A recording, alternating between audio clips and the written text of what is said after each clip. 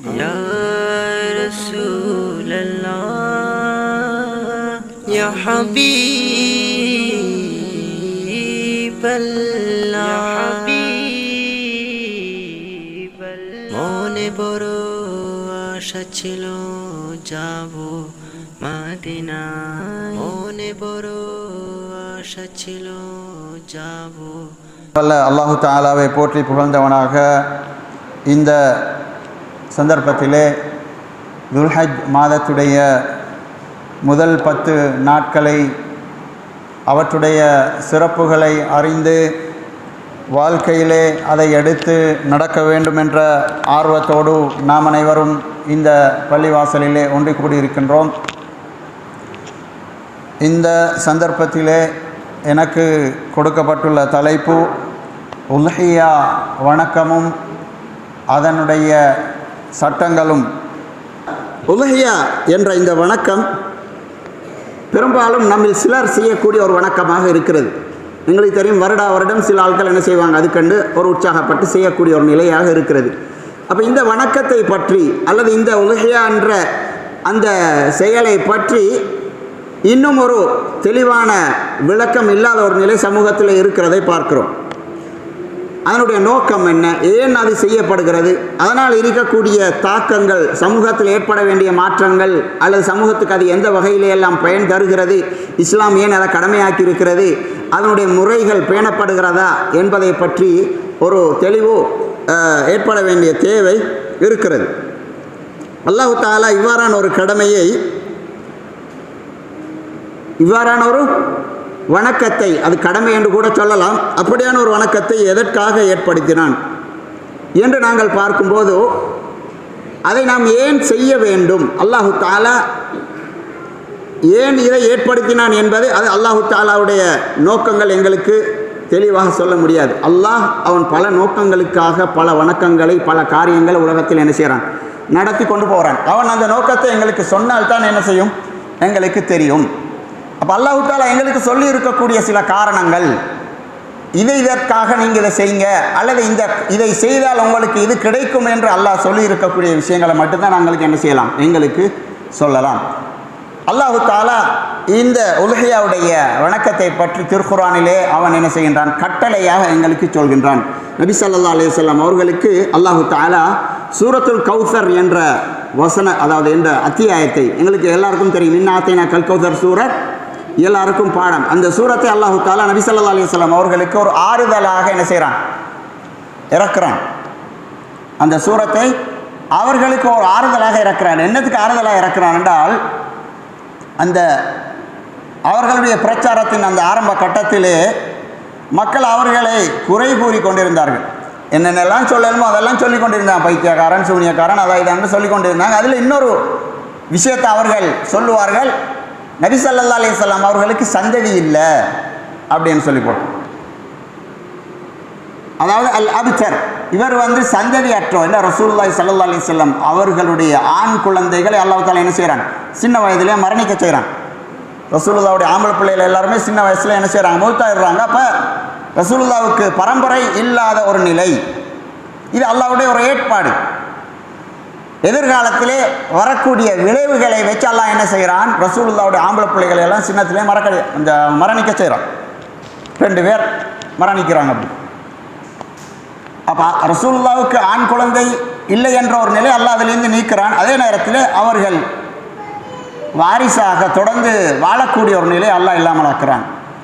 சில வேளை அல்லாஹ் தஆலா அதில் ஒரு காரணமாக வைத்திருக்கலாம். என்ன, ரசூலுல்லாவுடைய சாச்சட மகன் அலி ரலியல்லாஹு அன்ஹு அவர்களையே என்ன செய்கிறாங்க, ரசூலுல்லாவுடைய குடும்பம் இன்றைக்கு உயர்த்தி கொண்டு ஒரு குரூப் அவர்களை கடவுள் அளவுக்கு உயர்த்தி பேசக்கூடிய ஒரு நிலை இருக்கிறதை பார்க்கிறோம். அப்படியான ஒரு நிலை ரசூலுல்லாவுடைய ஒரு வாரிசு இருந்திருந்தால் அவரை ரசூலுல்லாவுக்கு அடுத்தபடியாக தலைவராக நபியாக கூட என்ன செஞ்சிருப்பாங்க, சொல்லியிருப்பாங்க என்ற நிலையில் வந்திருக்கலாம். அல்லாஹ் தஆலா அப்படியான பல விஷயங்கள் ஏற்படாமல் தடுக்கிறதுக்காக என்ன செஞ்சிருப்பான், ரசூலுல்லாவுடைய குழந்தைகளை சின்ன வயதிலே மரணிக்க செய்திருப்பான். இப்போ ரசூலுல்லாவுக்கு ஆம்பளை பிள்ளை இல்லை என்கிறதுனால இந்த மக்கள் என்ன செய்கிறாங்க, இவர் சந்ததி இல்லாதாலே, இவர் மௌத்தா போனார், அவருடைய அட்ரஸ் இல்லாமல் போகும், அதோட முடிஞ்சிடும். ஏன்னா ஆம்பளை பிள்ளை இருந்தால் தானே அவருடைய வாரிசு தொடர்ந்து வரும். அந்த காலத்திலே அப்படி ஒரு நிலை இருந்தது. அப்போ இது ரசூலுல்லாஹ்வுக்கு மனசுக்கு சரியான ஆத்திரமாக இருந்துச்சு, கவலையாக இருந்துச்சு. இப்படி அவர்கள் சொல்லுவது அல்லாஹ்வுடைய ஏற்பாடு அப்படியும் தான் இருந்தது. ஆனால் இவர்கள் சொல்கின்ற அந்த இது அப்படியாக இருந்ததுனால ரசூலுல்லாஹ் கவலைப்பட்டு கொண்டு இருந்தால் அப்போ அல்லாஹ் தஆலா ஆறுதலாக என்ன செய்கிறான், சூரத்துல் கௌசரை இறக்குறான். உங்களுக்கு நாங்கள் கௌசர் எனும், அந்த கௌசருக்கு 2 விதமான அர்த்தம் இருக்குது. ஒன்று பல நன்மைகளை, பல நல்ல விஷயங்களை உங்களுக்கு நாங்கள் தந்திருக்கிறோம் என்ற ஒரு கருத்தும் இருக்கிறது. மறுமையிலே கௌசர் எனும் தடாகத்தை உங்களுக்கு தந்திருக்கிறோம் என்ற கருத்தும் இருக்கிறது. அப்போ இப்படியாக பல விஷயங்களை உங்களுக்கு நாங்கள் தந்திருக்கின்றோம். எனவே நீங்கள் என்ன செய்யுங்க, அதுக்கு நன்றி செலுத்தும் முகமாக ஃபஸல்லி லிரப்பிக்க, உங்களோட இறைவனை தொழுங்கள், வன்ஹர், அவனுக்காக நீங்கள் அறுத்து பலியிடுங்கள். இறைவனுக்கு நன்றி செலுத்தும் முகமாக நீங்கள் அறுத்து பலியிடுங்கள் என்று அல்லாஹு தஆலா ரசூலுல்லாஹ்வுக்கு ஆர்டர் போடுறான். அதோட சேர்த்து அல்லாஹ் சொல்கிறான், இன்ன ஷானிஅக ஹுவல் அப்தர், உங்களை யார் பழிக்கிறாரோ அவர் தான் சந்ததி இல்லாதவராக இருப்பார். இப்படியாக சொல்லக்கூடியவனை அல்லாஹ் என்ன செஞ்சிட்டான், அல்லாஹு தஆலா சந்ததியற்றவனாக, அந்த சமூகத்திலேயே பின்னாடி ஏசப்படக்கூடியவனாக சந்ததியற்றவனாக அல்லாஹு தஆலா ஆக்கிட்டான். அது வேறு. ஆகவே அல்லாஹு தஆலா இந்த சூறாவின் மூலம் ரசூலுல்லாஹ்வுக்கு கட்டளையிடுகின்றான், உங்களுக்கு பல நன்மைகளை நாங்கள் தந்திருக்கிறோம், அதற்காக நீங்கள் என்ன செய்யுங்க, உங்களோட ரப்பை தொழுது அவனுக்காக நீங்கள் அறுத்து பலியிடுங்கள் என்று அல்லாஹ் ரசூலுல்லாஹ்வுக்கு ஆர்டர் போடுகிறான். எனவே அல்லாஹ்வுடைய அந்த கட்டளையை நாங்கள் நிறைவேற்ற வேண்டும் என்பது முதலாவது நோக்கம். நபி ஸல்லல்லாஹு அலைஹி வஸல்லம் அவர்கள் அல்லாஹ் அவர்களுக்கு வழங்கிய அருட்கொடைகளுக்காக அல்லாஹு தஆலா இதை செய்ய சொன்னான். அப்போ எனவே அல்லாஹ் எங்களுக்கும் பல அருட்கொடைகளை தந்திருக்கின்றான், அவற்றுக்கு நன்றி செலுத்தும் முகமாகவும் நாங்கள் இதை செய்கின்றோம். அல்லாஹு தஆலா அதை இன்னொரு வசனத்திலே சொல்லும்போது, அதாவது இந்த அல்லாஹ் வழங்கியிருக்கக்கூடிய நிஅமத்துகளில் ஒன்று தான் இந்த ஆடு மாடு ஒட்டகைகளை அல்லாஹு தஆலா எங்களுக்கு என்ன செஞ்சிருக்கிறான், சாப்பிடக்கூடிய மிருகங்களாக ஆக்கி வச்சிருக்கிறான். அதாவது அலாமா ரஸகஹும் மின் பஹீமத்தில் அன்ஆம், உங்களுக்காக இந்த ஆடு மாடு ஒட்டகைகளை அல்லாஹு தஆலா வழங்கி இருக்கின்றானே. நம்ம பார்க்குறோம் அல்லாஹு தஆலா வேற மிருகங்களையும் அல்லாஹு தஆலா உலகத்தில் படைச்சி தான் இருக்கிறான். ஆனால் இந்த மிருகங்கள் அல்லாஹ் என்ன வச்சிருக்கிறான் தெரியுமா, ஒரு பரக்கத்தை வச்சிருக்கிறான். ஏனைய மிருகங்களில் நாங்கள் அதை பார்க்க முடியாது. நாம் சும்மா சிந்திச்சு பார்த்தால் நாம் சாப்பிடாத மிருகங்கள், பூனை, நாய், இந்த பன்றி, இவைகளெல்லாம் பாருங்கள் எத்தனை குட்டிகள் அதுகள் போடும். நாய் ஒரு தரம் குட்டி போட்டால் 6-7 குட்டியை போடும். அதே மாதிரி பூனை அப்படி போடும். ஆனால் மிஞ்சுறது எத்தனை?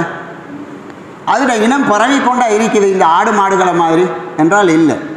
ஆடு எத்தனை குட்டி போடுது? 6 மாதத்துக்கு 2 தான் போடுது, அல்லது 1 தான் போடுது. மாடு வருஷத்துக்கு 1 அல்லது 6 மாதத்துக்கு 1 தான் போடுது. ஆனால் அந்த இனம் பெருகி இருக்கிறது. அதே நேரத்தில் நாங்கள் அதை அதிகமாக சாப்பிடுபவர்களாகவும் இருக்கிறோம். இப்போ ஆடு மாடுகளை போல நாங்கள் வேறொன்றையும் சாப்பிட்றதும் இல்லை, ஆனால் அதுகளுடைய இனம் பெருகிறதும் இல்லை. அதுகள் நிறைய குட்டி போடத்தான் செய்யுது, ஆனால் அதுகளோட இனம் மிஞ்சுறதும் இல்லை. இந்த ஆடு மாடு ஒட்டகைகள் பெரிய அளவுக்கு குட்டி போடுறதா எங்களோட கண்ணுக்கு தெரியாவிட்டாலும் அது பெருசாக இருக்குது, நாங்கள் அதைத்தான் கூடுதலாக சாப்பிட்றோம் என்று நாங்கள் பார்க்கும்போது அல்லாஹ்வுடைய அற்புதம் அங்கே எங்களுக்கு விளங்குகிறது. அப்போ அல்லாஹ் தஆலா இந்த ஆடு மாடு ஒட்டகைகளை எங்களுக்கு என்ன செஞ்சிருக்கிறான், நிஅமத்தாக சாப்பிடக்கூடிய சாப்பிடுவதற்கு அனுமதிக்கப்பட்ட மிருகங்களாக அல்லாஹ் ஆக்கியிருக்கின்றான்.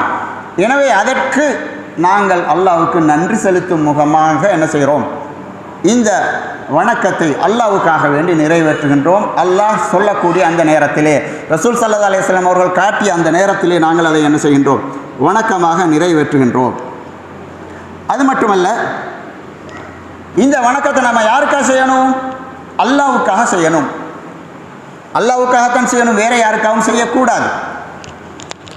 அப்போ அல்லாஹு தஆலா இந்த வணக்கத்தை அவனுக்கு ஃபஸல்லி லிரப்பிக்க, உங்களோட ரப்புக்காக செய்யுங்க என்று சொல்கிறான். இப்போ நம்ம வேறு யாருக்காகவும் அறுத்து பலியிடக்கூடாது, அல்லாஹ்வுக்கு மட்டும்தான் அதை செய்யணுங்கிறதையும் அல்லாஹ் என்ன செய்கிறான், அதிலிருந்து எதிர்பார்க்கின்றான். அல்லாஹு தஆலா அந்த மிருகங்களை பற்றி சொல்லக்கூடிய நேரத்தில் அதையும் சொல்கின்றான், லை யனாலல்லாஹு லுஹூமுஹா வலா திமாஉஹா வலாக்கின் யனாலுஹு தக்வா மின்கும். நீங்கள் அறுக்கிற மிருகங்களுடைய இறைச்சி அல்லாட்ட போகிறதில்ல, உங்களோட உள்ளத்தில் இருக்கக்கூடிய தக்வா எனும் இஹ்லாஸ் தான் போகுது. நீங்கள் அல்லாஹ்வுக்காக அறுத்தால் அதுக்குரிய நன்மை உங்களுக்கு கிடைக்கும். நீங்கள் மனுஷர்களுக்காக பெயர் எடுக்கிறதுக்காக நான் குர்பானி கொடுத்தேன், நான் ஒரு மாட்டை கொடுத்தேன் என்று பெயர் எடுக்கிறதுக்கு செஞ்சால் அதுக்குரிய நன்மை கிடைக்காது, அது அல்லாஹ்விடத்திலே போகாது. அப்போ அல்லாஹ்வுக்காக நாங்கள் இதை நிறைவேற்றுகிறோம் என்ற அந்த எண்ணத்தோடு அதை என்ன செய்யணும், நிறைவேற்றப்பட வேண்டும். அப்பொழுது தான் அது அல்லாஹ்வுக்கு நன்றி செலுத்தியதாக ஆகும். நம்ம வேறு யாரிடமாவது மனிதர்களிடம் ஏதாவது எதிர்பார்த்து செய்வோமையானால், பேரையும் புகழையும் எதிர்பார்த்து செய்வோமையானால் அது அல்லாஹ் இடத்துல போகாது, அதுக்கு அல்லாஹ்வுக்கு நன்மை கிடையாது.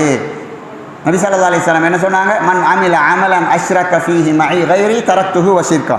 யாராவது ஒரு அமலை செஞ்சு அந்த அமலில் அல்லாஹ் தஆலாவோடு வேறு யாரையாவது கூட்டாக்கி கொண்டால் அல்லாஹ் அந்த அமலையும் என்ன செய்வான், அவனையும் விட்டு விடுவான் என்று சொன்னார்கள். அப்போ எனவே அதாவது நாங்கள் செய்கிற அமலில் வேறு யாருக்காவது வேறொருவர் என்னை பார்த்து கொண்டிருக்கிறார் அல்லது என்னை புகழட்டும், நான் தான் மாடு கொடுத்திக்கிறேன் என்று செல்லட்டும், நான் தான் பெரிய ஆடு கொடுத்திக்கிறேன் என்று செல்லட்டும், நான் தான் கிலோ கணக்கு கூட கொடுத்தேன் என்று செல்லட்டும் என்கிற எண்ணம் எங்கள்கிட்ட இருந்தால் ஒரு நாளும் அல்லாஹ் தஆலா என்ன செய்ய மாட்டான், அதுக்கு நன்மையை தரமாட்டான், அது அல்லாஹ்விடத்திலே போகாது. எனவே அல்லாஹ்வுக்காக இதை நிறைவேற்ற வேண்டும் என்பது ஒரு நோக்கம். அடுத்ததாக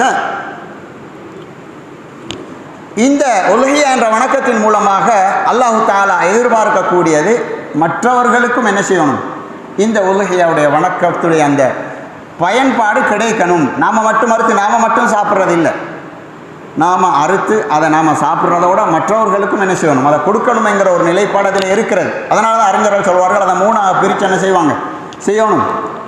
ஒரு பங்கை நாங்கள் எடுத்துக்கொண்டு ஒரு பங்கை தர்மமாக கொடுத்துட்டு ஒரு பங்கை நம்ம சாப்பிட்றது, ஒரு பங்கை நம்ம வேணுமெண்டா சேமித்து கொள்வது, ஒரு பங்கை நம்ம கொடுக்கறது என்ற மாதிரி அறிஞர்கள் சொல்லுவார்கள்.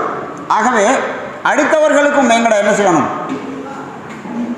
நன்கொடைகள் எங்களோட தர்மங்கள் போய் சேரணும், எங்களிடத்திலே பரஸ்பரம் புரிந்துணர்வு வரணும். இன்றைக்கி எங்களோட காலத்தில் இப்போ இருக்கக்கூடிய காலத்தில் இதனுடைய பெருமதியை நாங்கள் உணரலாம். நிறைய மக்களுக்கு இன்றைக்கி இறைச்சி சாப்பிட்றதுக்கு வழி இல்லை. கடைகள் இறைச்சி கடைக்கு போய் பார்த்தா விளங்கும், மக்கள் வீட்டில் 7-8 பேர் இருக்கிறாங்க, 250 இறைச்சை வாங்கிக்கொண்டு போகிறாங்க, அல்லது 150 கிராம வாங்கிக்கொண்டு போகிறாங்க, அல்லது குடல் பாபத்தை தான் வாங்கிக்கொண்டு போகிறாங்க. இறைச்சி திங்கிறதுக்கு வழி இல்லையா? உண்மைதான். என்ற விலை அவ்வளோ பொருளாதார பிரச்சனை மக்களுக்கு இருக்குது. எப்படா இறைச்சொண்டு சாப்பிடலாம் என்று ஆர்வத்தோடு ஆசையோடு இருக்கக்கூடிய மக்கள் நம்ம ஊர்லேயே நிறைய பேர் இருக்கிறாங்க. ஆக அவர்களுக்கும் என்ன செய்யணும், இறைச்சி தின்னக்கூடிய வாய்ப்பு கிடைக்கணும். எல்லாரும் அந்த பெருநாளுடைய தினத்திலே சந்தோஷமாக என்ன செய்யணும், அந்த நாளை சாப்பிட்டு கழிக்க வேண்டும் என்று இஸ்லாம் எதிர்பார்க்கிறது. அப்படி அடுத்தவர்களுக்கு எங்களுடைய சாப்பாடுகள் எங்களுடைய உணவுகள் கிடைக்க வேண்டும் என்ற ஒரு எதிர்பார்ப்பும் இதிலே இருக்கிறது. அல்லாஹ் தஆலா எங்களுக்கு மார்க்கமாக்கி இருக்கக்கூடிய எந்த நன்கொடையை எடுத்தாலும் அதிலே அந்த நோக்கம் இருக்கிறதை நாங்கள் புரிந்து வைத்திருக்கிறோம். அடுத்தது, இந்த வணக்கத்தின் மூலமாக அல்லாஹ்வுடைய தௌஹீத் நிலைநாட்டப்படுகிறது, ஏகத்துவ கொள்கை நிலைநாட்டப்படுகிறது. அல்லாஹ் தஆலாவுக்கு வேண்டித்தான் அல்லாஹ் என்ன செய்கிறான், அறுக்க சொல்கிறான். ஃபஸல்லி லிரப்பிக்க, உனது இறைவனுக்காக நீங்கள் அழுங்க, வேறு யாருக்காகவும் அல்ல. அப்போ அதன் மூலமாக அல்லாஹ் அவனுடைய பெயரை கூறி அவனுக்காக இந்த மாத்திரம் இந்த வணக்கம் நிறைவேற்றப்பட வேண்டும் என்று எதிர்பார்க்கிறான். அதை பகிரங்கமாக எல்லாரும் சேர்ந்து ஒரே சந்தர்ப்பத்தில் செய்யணும் என்று எதிர்பார்க்கிறான். ஏனென்றால் நமக்கு தெரியும், அதாவது ஆரம்ப காலத்திலே நமது ஊர்களிலேயும் நமது நாட்டுடைய சில பகுதிகளிலேயும் அல்லாஹ் அல்லாத கபர்களுக்காக அறுக்கக்கூடிய நடைமுறை இருக்குது, இன்றைக்கும் இருக்குது. ஆக இந்த அல்லாஹ்வுக்காக அறுக்கக்கூடிய இந்த வணக்கத்தின் மூலம் மக்கள் விளங்கணும், நாங்கள் அறுக்கிறதா இருந்தால் அல்லாஹ்வுக்கு மட்டும்தான் அறுக்கணும், வேறு யாருக்காகவும் என்ன செய்யப்படாது, அறுக்கப்படாது என்கிறதையும் என்ன செய்யணும், விளங்கி கொள்ளணும். அதனால அல்லாஹ் தஆலா அந்த நேரத்தில் எங்களுக்கு அந்த அறுக்கக்கூடிய நேரத்தில் அல்லாஹ்வோட பேரை சொல்லணும், தக்பீர் சொல்லணும் என்கிறதெல்லாம் என்ன செஞ்சிருக்கான், வச்சிருக்கின்றான். வலி துக்கபீருல்லாஹ, அல்லாஹ்வை நீங்கள் தக்பீர் செய்வதற்காகவும் தக்பீர் சொல்லுவதற்காகவும் அல்லாஹ் தஆலா என்ன செஞ்சிருக்கிறான், இந்த கடமையை உங்களுக்கு இந்த வணக்கத்தை அல்லாஹ் தஆலா அமலாக்கி வைத்திருக்கின்றான் என்பதையும் நாங்கள் புரிந்து கொள்கின்றோம். அப்போ அதுவும் ஒரு நோக்கம், அல்லாஹ்வுடைய தௌஹீத் நிலைநாட்டப்பட வேண்டும், அல்லாஹ்வுக்காக மாத்திரம்தான் நாங்கள் அறுக்க வேண்டும். லஅனல்லாஹு மன் ذبح لغير நபி ஸல்லல்லாஹு அலைஹி வஸல்லம் சொன்னாங்க, அல்லாஹ் அல்லாததற்காக யாராவது அறுத்து பறியிட்டால் அல்லாஹ் அவனை சபிப்பான். அப்போ எனவே அது ஒரு நோக்கம். அடுத்ததாக முக்கியமான இன்னொரு நோக்கம், தௌஹீதுடைய தந்தை என்று சொல்லப்படக்கூடிய இப்ராஹிம் அலைஹிஸ்ஸலாம் அவர்களுடைய தியாகம் மக்களுக்கு புரிய வேண்டும், அவர்களுடைய தியாகம் உணர்த்தப்பட வேண்டும் என்கிற ஒரு நோக்கம் அதில் இருக்குது. அல்லாஹு தஆலா எங்களுக்கு தெரியும், இப்ராஹிம் அலைஹிஸ்ஸலாம் அவர்களுடைய வரலாறு இந்த காலத்தில் எங்களிடம் அடிக்கடி சொல்லப்படுகிறது. எவ்வளவு தியாகத்தை அவர் மேற்கொண்டார் என்பது எங்களுக்கு தெரியும். அல்லாஹு தஆலா அவருக்கு கொடுத்த சோதனைகளில் மிகப்பெரிய ஒரு சோதனை தான் இந்த முதுமையான வருடத்திலே முதுமையான வயதிலே கிடைத்த, பல வருடங்களுக்கு பின்னாடி கிடைத்த ஒரு குழந்தையை, அந்த குழந்தை ஓரளவு பருவத்தை அடையக்கூடிய நேரத்தில் அறுத்து பலியிடும்படி அல்லாஹ்வுடைய ஆர்டர் வருகிறது என்றால் எவ்வளவு கடுமையான ஒரு சோதனை.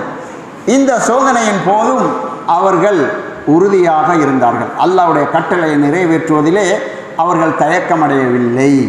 அதை உறுதியாக நிறைவேற்றுவதற்கு அவர்கள் முன்னின்றார்கள். அதை கூட தியாகம் செய்வதற்கு தயாரானார்கள். அவர்களுடைய அந்த தியாக உணர்வை அல்லாஹ் தஆலா என்ன செய்கின்றான்? நினைவு கூர்கின்றான். இந்த தியாக உணர்வு மனித சமுதாயத்தில் வர வேணும். அது போல இல்லாவிட்டாலும் அதில் கொஞ்சமாவது எங்கள்கிட்ட வரணுமே. அவர் தனது மகனையே அறுப்பதற்கு தயாரானார். அல்லாஹ்வுக்காக நான் எதையும் துறக்க தயார் என்ற ஒரு நிலையிலே அந்த இப்ராஹிம் அலைஹிஸ்ஸலாம் அவர்கள் இருந்தார்கள் அல்லவா? அதை அல்லாஹ் தஆலா என்ன செய்கிறான்? எங்களுக்கு எடுத்து காட்டுறான். ஒவ்வொரு வருடமும் இப்ராஹிம் செய்த அந்த சுன்னாவை அல்லாஹ் தஆலா எங்களுக்கு நினைவுபடுத்துகிறான். இதன் மூலமாக வஃபதைனாஹு பிதிபிஹின் அலீம், அல்லாஹ் தஆலா அவருக்கு சொர்க்கத்தில் இருந்து, வானத்தில் இருந்து ஒரு ஆட்டை வழங்கினான். எதற்காக? அவருடைய மகனுக்கு பதிலாக அறுத்து. அல்லாஹ் தஆலாவுக்கு எதிர்பார்ப்பு இருக்கவில்லை இவர் மகனை அறுக்க வேண்டும் என்பது. அல்லாஹ் ஒரு நாளும் இரக்கமற்றவன் அல்ல. ஏன் அல்லாஹ் தஆலா அவருக்கு அந்த சோதனையை கொடுத்தான்? இவர் என்ன செய்கிறார் என்று பார்ப்போம் என்பதற்காக. இவர் எந்த அளவுக்கு போகிறார் என்று பார்ப்போம். அல்லாஹ் தஆலா அவரை பார்த்தான். அவர் மகனை குப்புற வைத்தார், அறுப்பதற்கு தயாரானார். ஆனால் கத்தியை வச்சாருங்கிறது ஹதீஸுகளில் கிடையாது. அந்த அளவுக்கு அவர் போகிறதுக்கு ரெடியாக தான் இருந்தார். ஆனால் அல்லாஹ் தஆலா நிப்பாட்டிட்டான். வனாதைனாஹு ஐயா இப்ராஹிம், இப்ராஹிமே போதும், நீங்கள் வெற்றி பெற்றுட்டீங்க. இன்ன ஹாதா லஹுவல் பலாஉல் முபீன், இது பகிரங்கமான ஒரு சோதனை, பயங்கரமான ஒரு சோதனை, அதனால் நீங்கள் அதில் வெற்றி பெற்றுட்டீங்க என்று அல்லாஹ் தஆலா என்ன செய்கிறான்? ஆட்டை வழங்குகிறான். எனவே அவருக்கு அந்த நாளிலே, இந்த துல்ஹஜ் மாதத்துடைய இந்த நாட்களிலே அவருக்கு அல்லாஹ் தஆலா ஆட்டை வழங்கி அந்த ஆட்டை அறுக்க செய்கின்றான். அவர் செய்த அந்த தியாகத்தை நாங்கள் நினைவு கூறணும். அதை போல் எங்கள்கிட்ட தியாக உணர்வு அல்லாஹ்வுடைய விஷயத்தில் வரணும். அல்லாஹ்வுக்காக இருந்தால் நாம் எதையும் துறக்க தயார் என்கிற ஒரு நிலைப்பாடு ஒவ்வொரு முஸ்லீமிடமும் வர வேண்டும் என்கிறது அல்லாஹ் என்ன செய்கிறான்? எதிர்பார்க்கிறான். அதனால தான் ஹஜ்ஜுடைய காரியங்கள் எல்லாவற்றிலையும் இப்ராஹிமுடைய வரலாறு சம்பந்தப்பட்டு இருக்கிறதை நாங்கள் பார்க்கின்றோம். தியாகத்தின் செம்மலாக அல்லாஹ் தஆலா அவரை என்ன செய்கிறான்? ஆக்கிக் கொள்கின்றான். தனது உற்ற நண்பராக அல்லாஹ் தஆலா அவரை ஆக்கிக் கொள்கின்றான் என்றால் அவர் செஞ்ச தியாகங்கள், நாங்கள் பேச்சுக்கு சென்னாலும் அப்படியான ஒரு தியாகத்தில் அணுவளவும் செய்கிறதுக்கு நாங்கள் என்ன செய்ய மாட்டோம், வரமாட்டோம். அவ்வளவு கடுமையான தியாகங்கள் அவர் செஞ்சார். அதனால் அல்லாஹ் தஆலா அவரை உயர்த்தினான். அதாவது மக்கள் சமூகத்துக்கு முன்மாதிரியாக அல்லாஹ் தஆலா அவரை காட்டி, அவரை போல இருக்கிறதுக்கு ட்ரையாவது பண்ணுங்க. அவரை போல் உங்களால் இருக்க இயலாது, அவரை போல தியாகம் உங்களால் செய்ய இயலாது, கொஞ்சமாவது முயற்சி செய்யுங்க. இப்படியும் மனிதர்கள் இருந்தார்கள் என்று அல்லாஹ் எடுத்து காட்டுறான். இப்படியான தியாகிகள் உலகத்தில் வாழ்ந்துட்டு போயிருக்கிறாங்க. நீங்கள் என்ன தியாகம் செய்கிறீங்க? உங்களுக்கு என்ன தியாகம் செய்ய இயலும்? ஒரு நேரத்தை அல்லாஹ்வுக்காக வேண்டி ஒதுக்கிறதுக்கு தயார் இல்லாதவர்களாக நாங்கள் என்ன செய்கிறோம், இருக்கிறோம் என்றால் அந்த தியாகமெல்லாம் நாங்கள் எங்கே செய்ய போகிறோம் என்று நாமே கேட்டுக்கொள்ள வேண்டி இருக்கிறது. ரைட். ஆகவே இப்ராஹிம் அலைஹிஸ்ஸலாம் அவர்களுடைய வரலாறு எங்களுக்கு முன்னால் அல்லாஹ் தஆலா எடுத்து காட்டுகின்றான். ஆக இவ்வாறாக பல நோக்கங்களை வைத்து அல்லாஹ் தஆலா என்ன செய்கின்றான்? இந்த உலஹியா என்கிற வணக்கத்தை எங்களுக்கு மார்க்கமாக்கி வச்சிருக்கின்றான். ஆக இந்த சந்தர்ப்பத்திலே சில மக்களுடைய சில வாதங்களையும் நான் எடுத்து வைக்கின்றேன். அதாவது இந்த உலஹியா கொடுக்கறது இப்போ தேவையில்லை தானே, எல்லாருக்கும் வசதி இருக்குத்தானே, நம்ம பணமாக கொடுத்துட்டால் ஏழைகளுக்கு எவ்வளோ பிரயோசனம் அடையும் என்று சொல்லக்கூடியவர்கள் இன்றைக்கு உருவாகிக்கிறாங்க. நான் சில ஆர்டிக்கல்களையும் அதில் பார்த்துருக்கின்றேன். அப்போ இதனால் என்ன நடக்கும் என்றால், மக்களுக்கு உதவி செய்யக்கூடியவர்கள் உருவாகுவார்களோ இல்லையோ, இது இல்லாமல் போகும். எது? அதாவது இப்படியாக நாம் அதுக்கு பதிலாக ஏழைங்களுக்கு உதவி செய்வோம், ஏழைங்களுக்கு தர்மம் செய்வோம், ட்ரை ஃபுட் கொடுப்போம், அப்போ பிரயோசனமாக இருக்கும், வீட்டை கட்டி கொடுப்போம், பிரயோசனமாக இருக்கும் என்றெல்லாம் பேசக்கூடியவர்கள் இன்றைக்கு உருவாயிட்டாங்க. இன்னும் சிலர்கள் மாடை கொடுக்க தேவையில்லை, சேவலை கொடுத்தா போதும் என்று சொல்லக்கூடியவர்களும் உருவாக்கிறாங்க. அப்போ இதெல்லாம் என்ன வாதங்கள் என்றால், முதல்ல அல்லாஹ் தாலாவுடைய கட்டளையை சரியாக புரிந்து கொள்ளாதது. அல்லாஹ் தாலா அவனை பல நோக்கங்களை வச்சிருக்கிறான், அந்த நோக்கங்கள் எல்லாம் இதனால் அடிபட்டு போகும். நான் ஏற்கனவே சொன்னது போல இப்ராஹிமுடைய வரலாறு இப்படி பல விஷயங்கள் எல்லாம் வச்சிருக்கிறான் என்றால், இப்படியாக இந்த வணக்கம் தேவையில்லை என்ற ஒரு நிலை ஆகுமாக இருந்தால் இந்த நோக்கங்கள் எல்லாம் அடிபட்டு போகும். நபி ஸல்லல்லாஹு அலைஹி வஸல்லம் அவர்கள் எந்த அளவுக்கு அதுக்கு முக்கியத்துவம் கொடுத்தார்கள்? அவர்கள் மதீனாவிலே 10 வருடம் இருந்தார்கள், 10 வருடங்களும் அதை நிறைவேற்றினார்கள். அப்போ நபி ஸல்லல்லாஹு அலைஹி வஸல்லம் அவர்கள் ஒவ்வொரு வருடம் நிறைவேற்றிய ஒரு வணக்கம், அதை நாம் நிறைவேற்ற தேவையில்லை, அதுக்கு காசை கொடுத்துட்டா போதும், அல்லது அதுக்கு இப்படி செஞ்சால் போதும் என்று பேசக்கூடியவர்கள் இந்த இஸ்லாம் கடமையாக்கி இருக்கக்கூடிய அல்லது மார்க்கமாக்கி இருக்கக்கூடிய ஒரு வணக்கத்தின் தாற்பயங்களை அவர்கள் என்ன செய்யணும்? புரிந்து கொள்ளணும். பேச்சுக்கு செல்லலாம், அதை விட சிறந்தது தான் என்று, ஆனால் செய்யக்கூடியவர்கள் யார் இருக்கிறார்கள்? இப்படியான ஒரு வணக்கம் இல்லாமல் போனால் தர்மம் செய்கிறவர்கள் செய்வாங்களா என்று எதிர்பார்க்கலாமா? ஆகவே அப்படியான வாதங்கள் எல்லாம் இஸ்லாத்தின் பார்வையிலே எடுபடக்கூடியது அல்ல. நபி ஸல்லல்லாஹு அலைஹி வஸல்லம் அவரோட காலத்திலேயும் பணமாக கொடுக்கறதுக்கு இருந்துச்சா இல்லையா? ரசூலுல்லாஹ் காலத்திலேயும் பணம் இருந்துச்சு, காசு பணம் இருந்துச்சு, வேறு வேறு தேவைகள் இருந்துச்சு. இருந்தாலும் நபி அவர்கள் இதை நிறைவேற்றினார்கள். இருந்தாலும் நபி அவர்கள் ஒவ்வொரு வருடமும் செஞ்சார்கள் என்றால் எவ்வளவு முக்கியத்துவம் கொடுத்திருக்கிறாங்க. அப்போ நபி ஸல்லல்லாஹு அலைஹி வஸல்லம் அவர்கள் இவ்வாறு ஒவ்வொரு வருஷம் செய்த ஒரு வணக்கம் இன்றைக்கு யார் செய்கிறது என்ற ஒரு நிலையிலே சிலாக்கள் அதை யோசித்து கொண்டிருக்கிறாங்க. எங்களுக்கு கடமையாக்குமா, நாங்கள் செய்ய தேவையில்லை என்ற மாதிரி யோசிக்கக்கூடிய நிலையை பார்க்குறோம். ஆனால் ரசூலுல்லாவுடைய நிலையை பார்க்கும்போது நாம் எல்லாம் பணக்காரர்கள். ரசூலுல்லாவுடைய அந்த பொருளாதார நிலையை அவர்கள் எப்படி இருந்தார்கள்? ஒரு நேரம் சாப்பிட்டால் ஒரு நேரம் பசியில், 3 மாதம் வீட்டிலே அடுப்பு எரியலையாம் ரசூலுல்லாவோட வீட்டில்.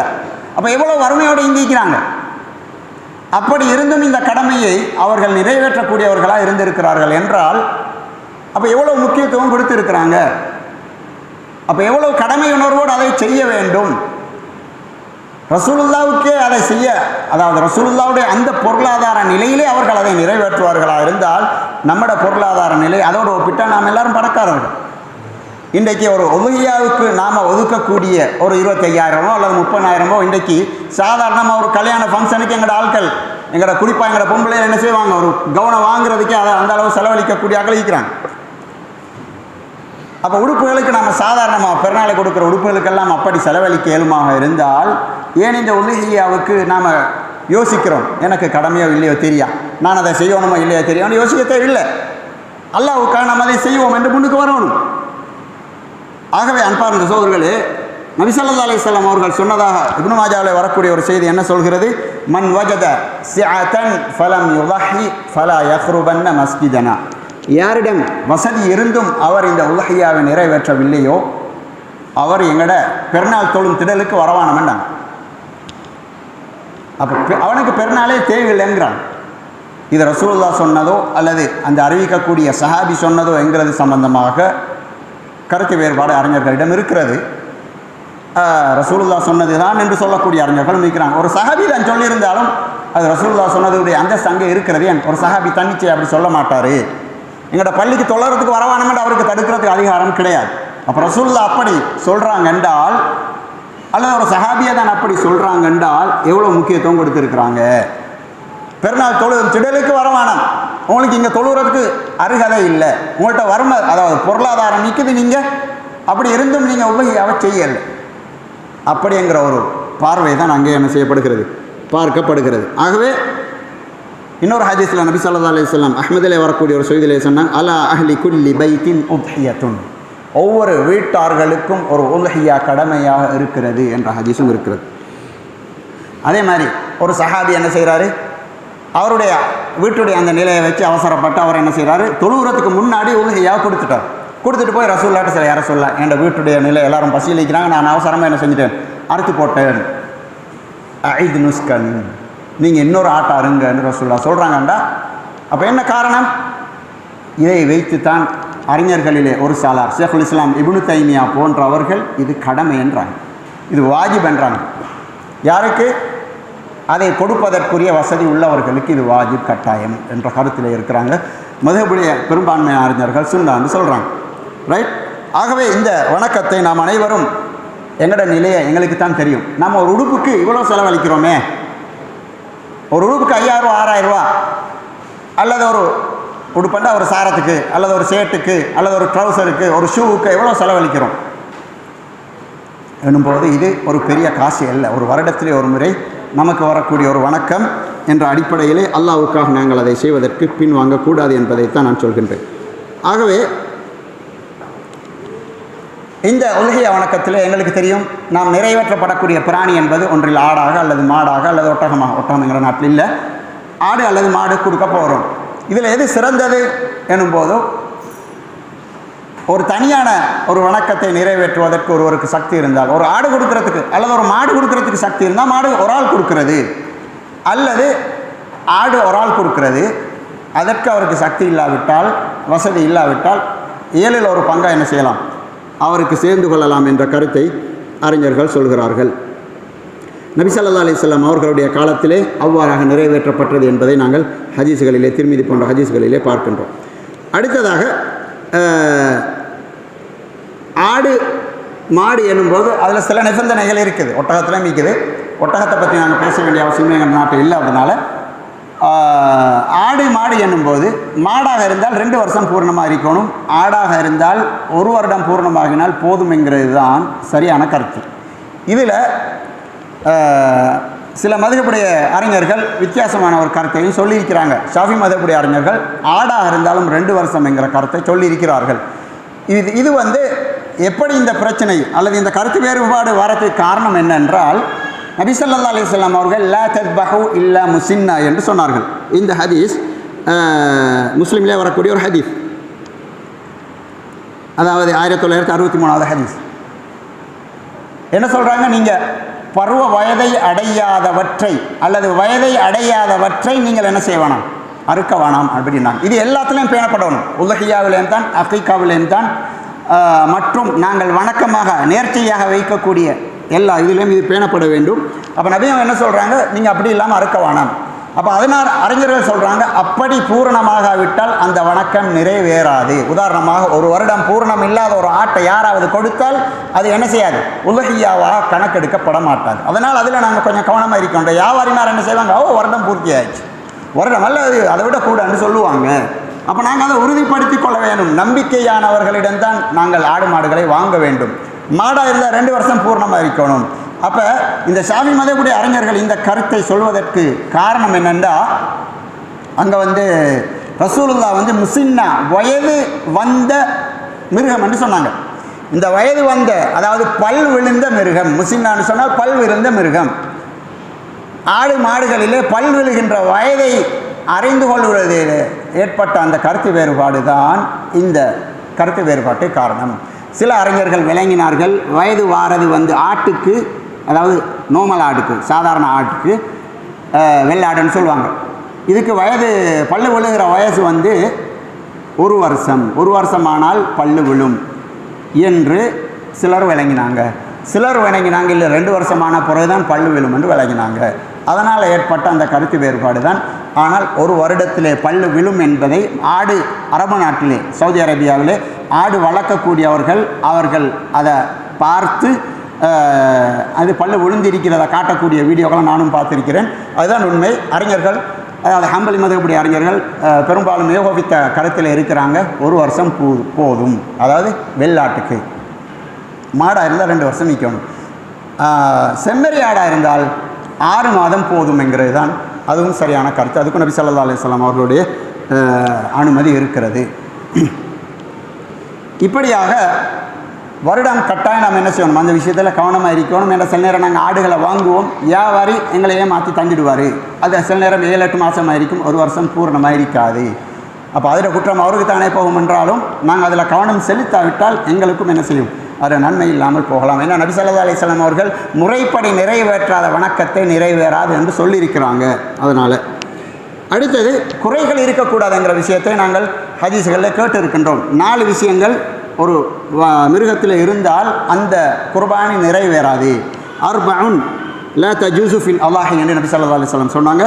ஒன்று, வெளிரங்கமான தெரியக்கூடிய குருடு, அந்த ஆட்டிலேயோ மாட்டிலேயோ குருடு இருக்கிறது, அது கண் பார்வை தெரியுதில்லைன்னா அது கொடுக்கப்படாது.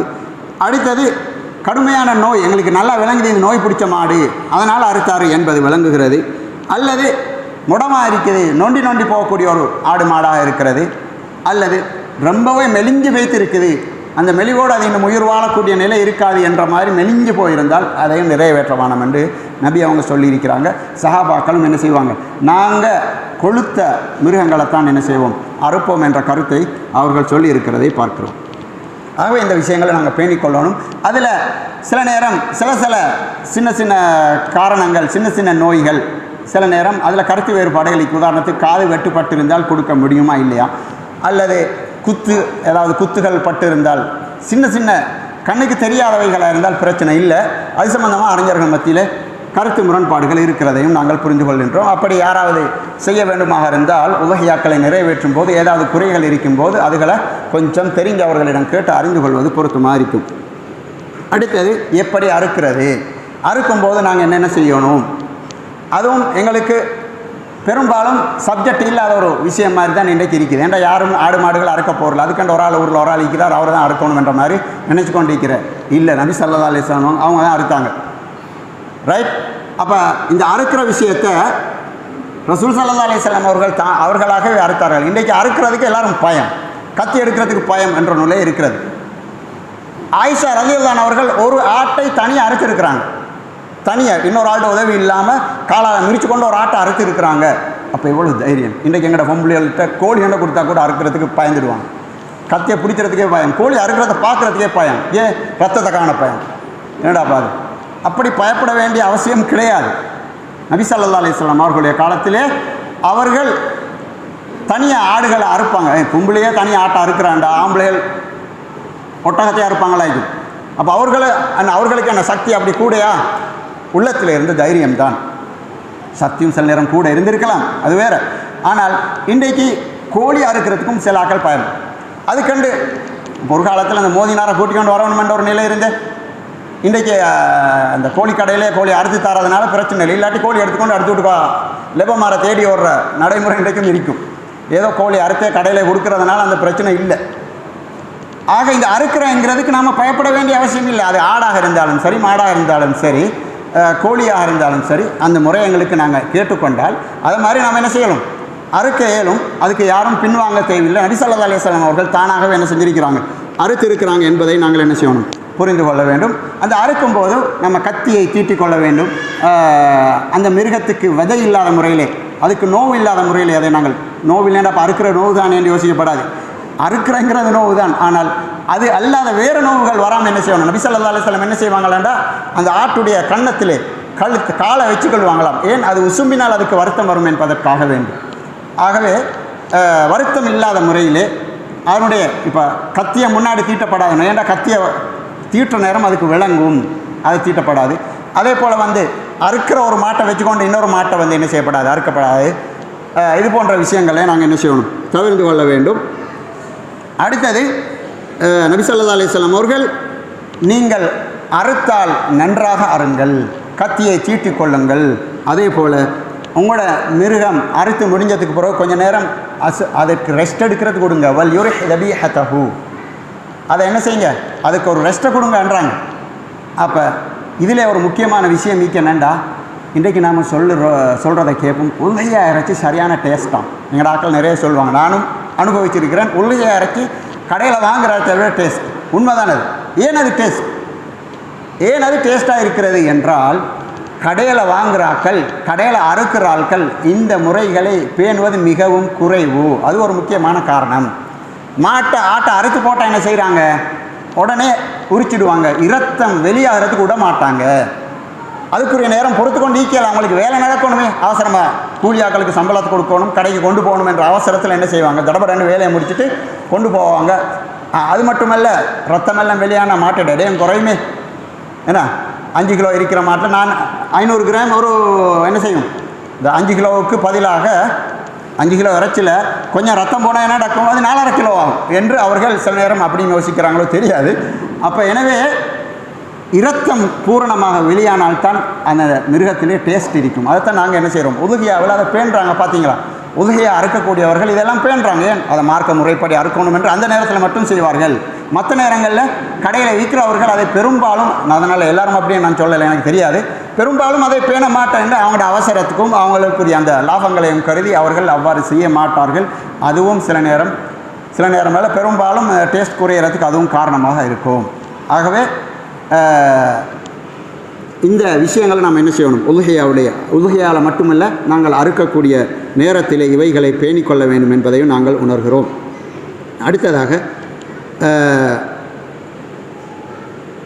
உதுகியா அறுக்கிறவருக்கு கூலி கொடுக்கணும் என்ற ஒரு நிலை இருக்குது. அது எல்லாருக்கும் தெரியும். அந்த கூலி மாட்டுடைய உதுகியாவுடைய அந்த பொருளோடு சம்மந்தப்படுத்தி இருக்கப்படாது, அது வேறாக கொடுக்க வேணும் என்கிறதுலையும் கவனமாக இருக்கணும். ஏன்னா இப்போ யாரும் அப்படி செய்யறதில்லை, தெரியுமே எங்களுக்கு. அதாவது உதுகியாவை அறுக்கக்கூடியவர், உரிக்கக்கூடியவர், வெட்டக்கூடியவருக்கு நாங்கள் வேறு கூலி தான் கொடுக்குறோம், ஓகே. ஆனால் சில நேரம் ஒரு காலத்தில் இறைச்சியுடைய பொறுமதி ரொம்ப பொறுமதி, இப்போயும் அப்படி இருக்குது, சல்லியை விட இறைச்சி பொறுமதி என்கிற ஒரு நிலைப்பாடு வந்தால், அல்லது தோளுகளுக்கு, மாட்டு தோலுக்கு ஒரு பெருமதி வந்துட்டேன்னு வைங்க, இப்போ பெருமதி அவ்வளோ இல்லை, பெருமதி ஒன்று வந்துட்டேன்னு வைங்க, அப்போ சில நேரம் அறுக்கிறாக்கள் கேட்பாங்க, எங்களுக்கு சல்லி தர தேவையில்லை, நீங்கள் தோலை தந்தால் போதும். ஆஹா, முடிஞ்சு போச்சு. அதை கொடுத்தால் ரசூலுல்லாஹ் என்ன சொல்கிறாங்க, யாராவது அறுக்கிறவனுக்கு மாட்டுடைய ஒரு பகுதியை கொடுத்தால், அதாவது கூலியாக கொடுத்தால் அந்த உதுகியா நிறைவேறாது என்ற சொன்ன செய்தியை நாங்கள் ஹாக்கிம்லே பார்க்குறோம். யார் உதுகியா பிராணின் தோலை விற்றானோ அவன் உதுகியா கொடுத்தவனாக கருதப்பட மாட்டான், விற்கப்படாது. உதுகியாவுடைய அந்த அதாவது தோல் பொறுமதி ஆகிட்டா என்ன செய்வாங்க சிலாக்கள், ஒரு சில நேரம் இன்றைக்கு என்னென்னலாம் கண்டுபிடிக்கிறாங்களே, தோலுக்கு ஒரு பொறுமதி வந்துட்டு வைங்க, அப்போ அதை விற்கலாம் என்று யாராவது சிந்தித்தால் விற்கக்கூடாது. விற்றால் உதுகியாவுடைய நன்மை என்ன செய்யாது, கிடைக்க மாட்டாது என்கிறதை பைஹக்கி, ஹாக்கிம் போன்ற கிரந்தங்களே பதியப்பட்ட ஒரு செய்தியை நம்ம பார்க்குறோம். ஆகவே அதையும் நாங்கள் தவிர்த்து கொள்ள வேண்டும். அடுத்தது அறுக்கிறதை நாங்கள் எப்போது செய்ய வேண்டும் என்கிற விஷயம் நீங்கள் எல்லாருக்கும் தெரியும். நாங்கள் உதுகியாவுக்கு, அதாவது பெருநாள் தினத்திலே பெருநாள் தொழுகையை நிறைவேற்றியதும் இதை நாங்கள் என்ன செய்யணும், நிறைவேற்ற வேண்டும். அதுதான் முறை. நபி ஸல்லல்லாஹு அலைஹி வஸல்லம் அவர்கள் எந்த அளவுக்கு அதை முற்படுத்தினார்கள் என்றால், பெருநாள் அன்று துல்ஹஜ்ஜுடைய மாதத்திலே காலையில் சாப்பிடவும் இல்லை. எதற்காக, இந்த உல்ஹியா இறைச்சியை நாங்கள் சாப்பிடணுங்கிறதுக்காக. அதனால் தொழுது முடிஞ்சோடனே தொழுத முசல்லாவிலே ரசூலுல்லாஹ் அறுப்பாங்களாம். தொழுத முசல்லாவில் எங்களுக்கு இப்போ கிரவுண்டில் வைத்து நாங்கள் அடித்தா நாங்கள் கூட்டு போவோம், அந்த வேலை செய்ய போக தேவையில்லை.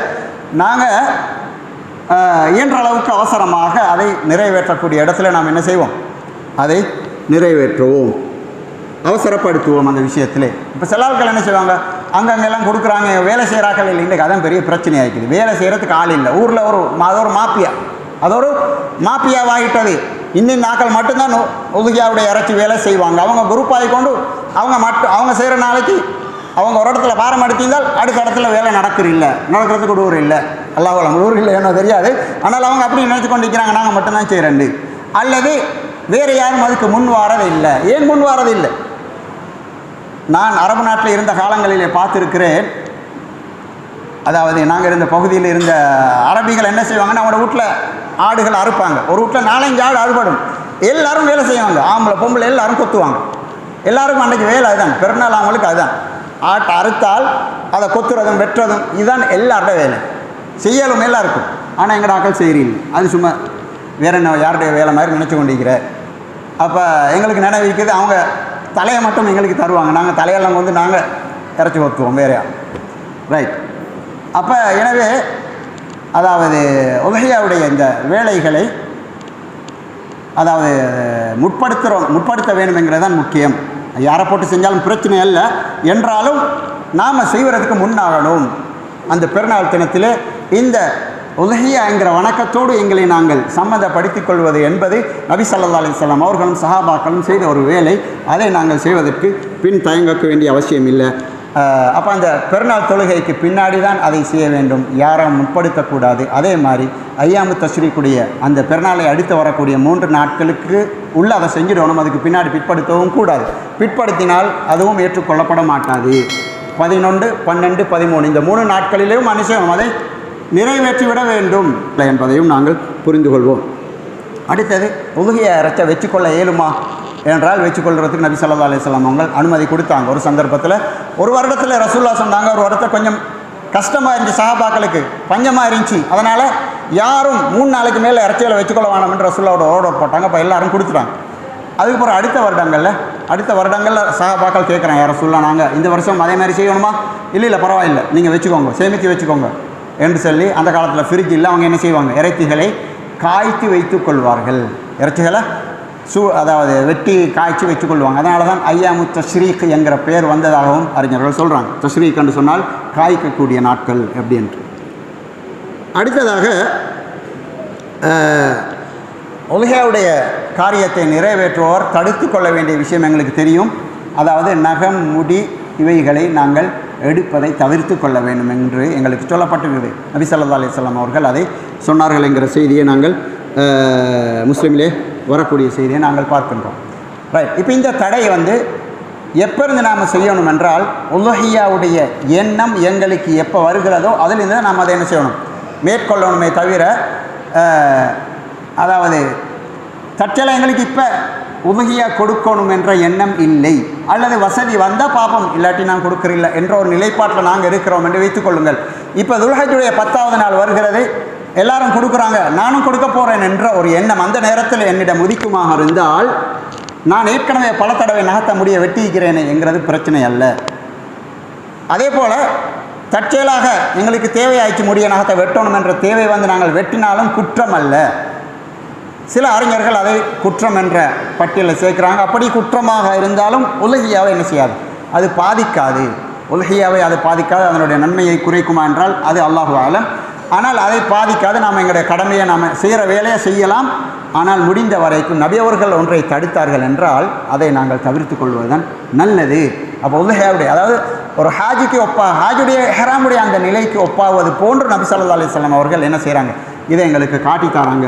உலுஹியாவுடைய நியத்து இருந்தால், இப்போ நாளைக்கு துல்ஹஜ்ஜுடைய முதல் பிறை ஆரம்பம் என்றால், இப்போ எனக்கு எண்ணம் இருக்கிறதே நானும் ஒரு உலுஹியா கொடுக்கணும் என்ற ஒரு எண்ணம் இருக்குமாக இருந்தால், இன்றைக்கு மக்ரிபுக்கு பாங்கு சொன்னதிலே இருந்து, அதாவது இன்றைக்கு புற பார்ப்பாங்க, புற பார்த்தார்கள் என்ற செய்தி எப்போ கிடைக்குதோ அதிலிருந்து நான் நகத்தையும் முடியும் நீக்கிறதை என்ன செய்யணும், தவிர்த்து கொள்ள வேண்டும்.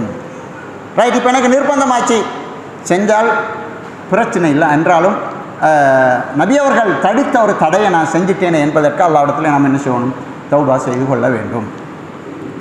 ஆக இந்த அடிப்படையிலே நாங்கள் இந்த உலுஹியாவுடைய வணக்கத்தை நிறைவேற்றுறதுக்கு நாம் கட்டாயம் என்ன செய்யணும், எங்கள்கிட்ட ஒரு ஆசை ஆர்வம் வரணும்.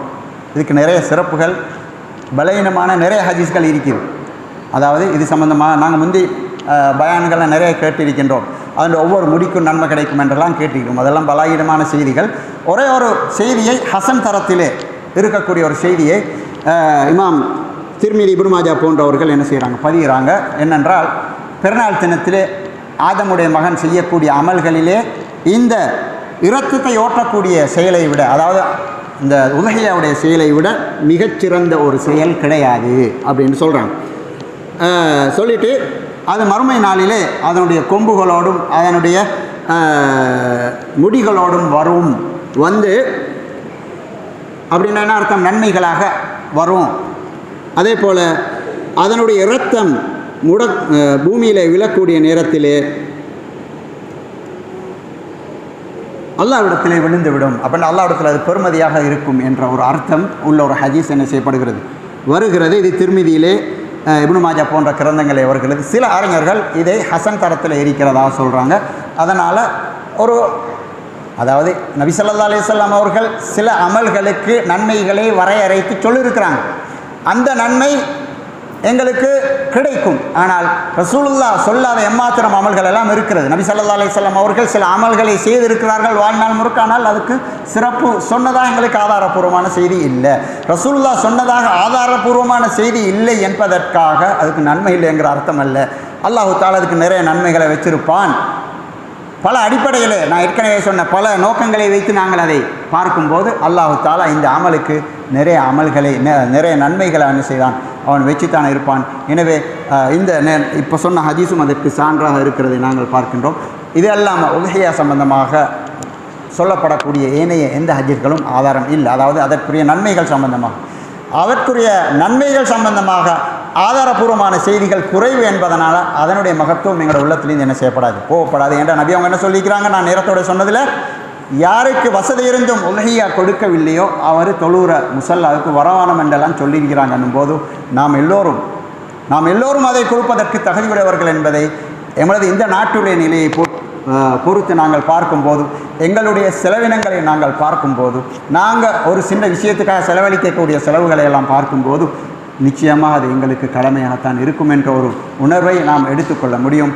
ஆகவே இந்த முக்கியமான வணக்கத்தை நாம் அனைவரும் நிறைவேற்றுவதற்கு உறுதி கொள்வோமாக.